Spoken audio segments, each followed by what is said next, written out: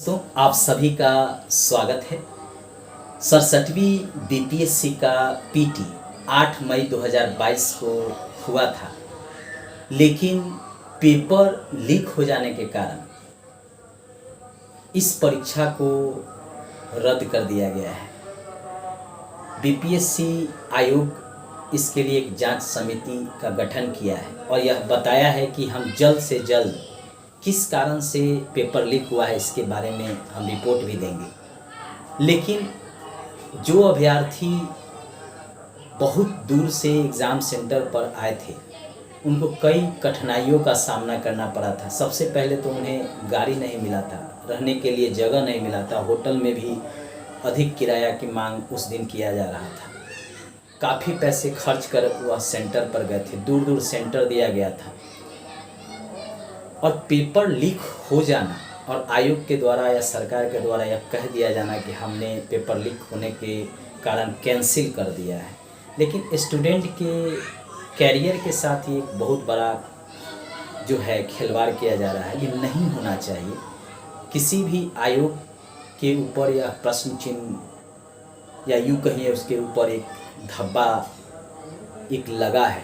अभी तक बीपीएससी आयोग के ऊपर यह धब्बा नहीं लगाया था, लेकिन पहली बार उसके ऊपर एक धब्बा लगा है कि बीपीएससी का भी पेपर अब लीक हो जा रहा है।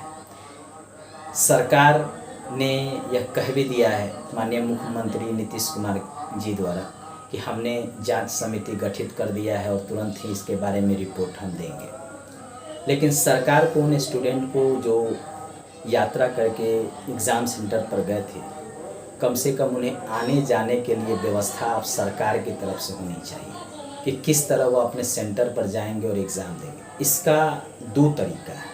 एक तो उनका सेंटर होम डिस्ट्रिक्ट में ही दे दिया जाए, दूसरा उनका एक ज़िला से दूसरे ज़िला में सेंटर दिया जाए। ऐसे स्थिति में उन्हें जाने में भी ज़्यादा किराया नहीं लगेगा, होटल की भी आवश्यकता नहीं पड़ेगी और सरकार को उनके आने जाने का भत्ता भी देना चाहिए, ताकि जिन पेपर लीक होने के कारण जो गरीब स्टूडेंट हैं जिन्होंने कर्ज लेकर यह एग्ज़ाम देने आया था उनको राहत मिल सके। एक तो सरकार से मैं यह अपील करना चाहूँगा, विशेषकर माननीय मुख्यमंत्री नीतीश कुमार को, और साथ ही आयोग को भी यह कहना चाहेंगे कि आप अब एग्ज़ाम कराइए तो कम से कम उन्हीं सेंटर को अलॉट कीजिए जिनकी विश्वसनीयता है। वैसे सेंटर को आप अलॉट मत कीजिए एग्ज़ाम कराने के लिए जहाँ से आपको लगता है कि ये सही तरह से एग्ज़ाम नहीं करा पाएंगे, क्योंकि पेपर कैंसिल कर देना ये समस्या का समाधान नहीं है, ये स्टूडेंट की समस्या का समाधान नहीं है। ये सरकार और आयोग की समस्या का समाधान हो सकता है, लेकिन स्टूडेंट के लिए यह समाधान नहीं। स्टूडेंट चाहता है जल्दी जल्दी एग्ज़ाम हो, रिज़ल्ट आए, हमारा सिलेक्शन हो, फिर नए फॉर्म आए, फिर हम एग्ज़ाम दें और हमारा सिलेक्शन हो। स्टूडेंट की यही एक चाहत होती है। कोई भी स्टूडेंट नहीं चाहता है कि पेपर 2 साल के बाद हो या पेपर हो और रद्द हो जाए, कोई भी स्टूडेंट नहीं चाहता है। इसलिए स्टूडेंट के हित में इसको सरकार ध्यान रखे।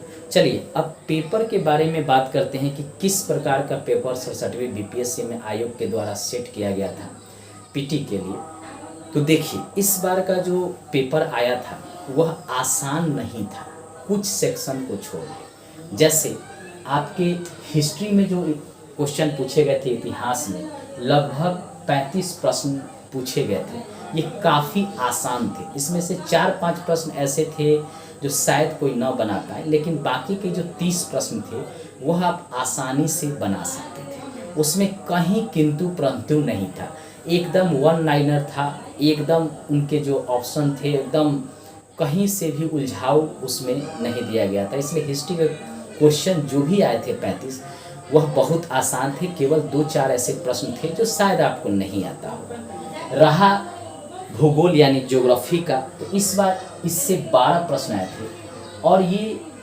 4-5 प्रश्न को आप छोड़ दें तो ये काफ़ी कठिन प्रश्न ज्योग्राफी से पूछे गए थे, भूगोल से पूछे गए थे और सबके बस की बात नहीं था कि इस बार ज्योग्राफी 12 का 12 प्रश्न जो है बना दे। बहुत कोशिश करने के बाद भी 7 से 8 प्रश्न ही लड़के कर पाएंगे, क्योंकि इस बार इसका क्वेश्चन टफ दिया गया था। वही हाल पॉलिटी का था, राज्य व्यवस्था का। इसमें से भी 11 प्रश्न आए थे और ये काफ़ी कठिन पूछे गए थे। इसमें फैक्ट तो था ही, साथ साथ यह भी देखा गया था कि आपको कितनी जानकारी है, और कॉन्सेप्ट बेस्ड क्वेश्चन पूछा गया था। अगर आपका कॉन्सेप्ट क्लियर नहीं है तो पॉलिटी के बहुत सारे प्रश्नों को आप नहीं कर पाएंगे।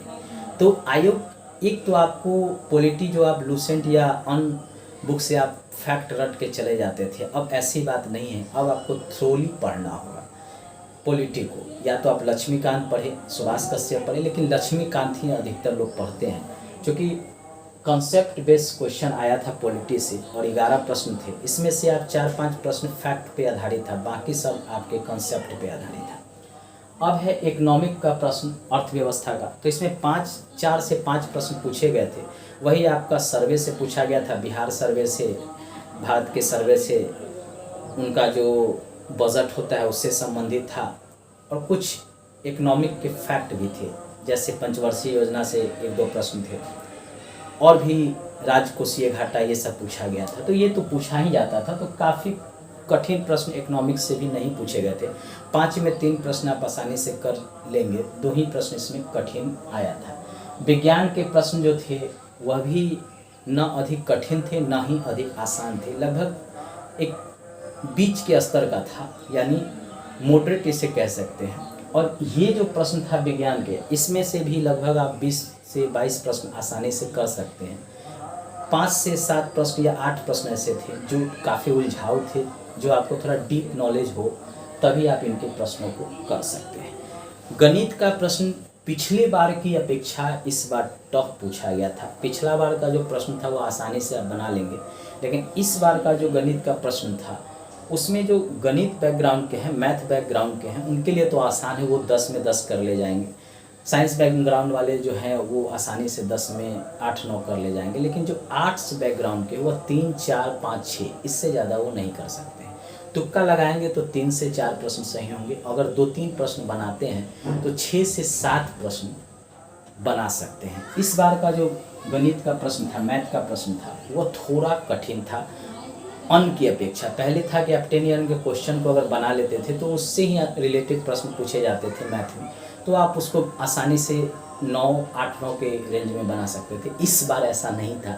इस बार अगर आप बहुत कोशिश करेंगे, जो मैथ बैकग्राउंड के नहीं थे, तो वो 6 से 7 प्रश्न ही कर पाए होंगे।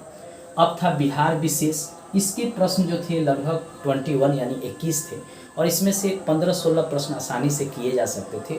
बाकी जो 8-9 प्रश्न थे वो थोड़ा सा कठिन पूछे गए थे, जिसके बारे में हो सकता है आपको जानकारी हो भी और नहीं भी हो, तो उसको आप तुक्का के आधार पे सही कर सकते हैं। लेकिन बिहार विशेष के प्रश्न भी काफ़ी उलझाऊ नहीं आए थे।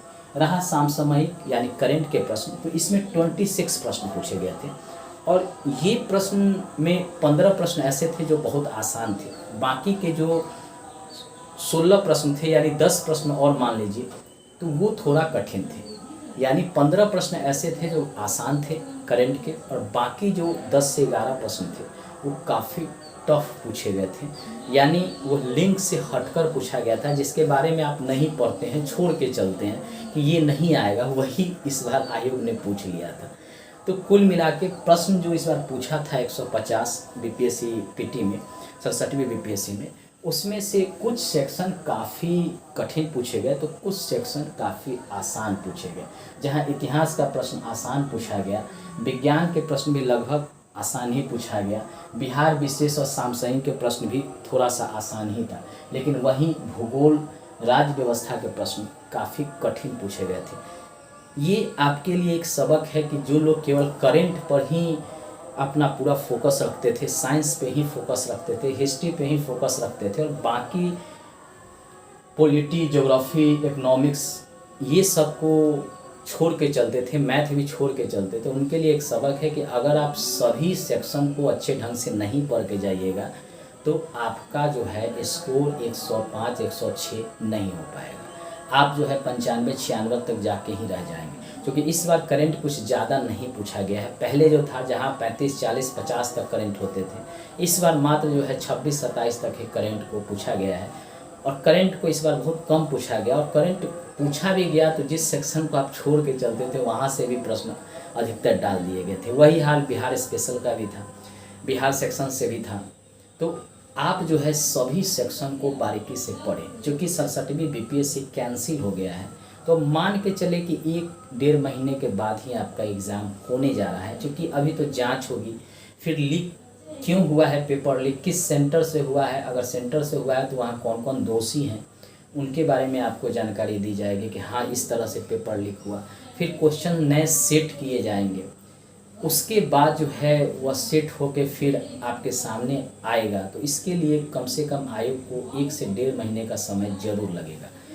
अभी मई चल रहा है, आप मान के चले कि जून के अंत में या जुलाई के फर्स्ट वीक में आपका एग्ज़ाम हो सकता है, या जुलाई के किसी भी वीक में हो सकता है। जून में होने की संभावना है लास्ट वीक में, यानी 12 जून के बाद और आपका जुलाई, इसके बीच में ही एग्ज़ाम होगा। 12 जून के पहले एग्ज़ाम होने की संभावना कम है, क्योंकि अभी क्वेश्चन सेट होगा, फिर उस क्वेश्चन को सेट होने के बाद सेंटर अलॉट होगा, फिर जो है एडमिट कार्ड आपके पास आएगा, उसके बाद एग्ज़ाम होगा। ये सब प्रक्रिया करने में आयोग को एक लंबा समय लगेगा।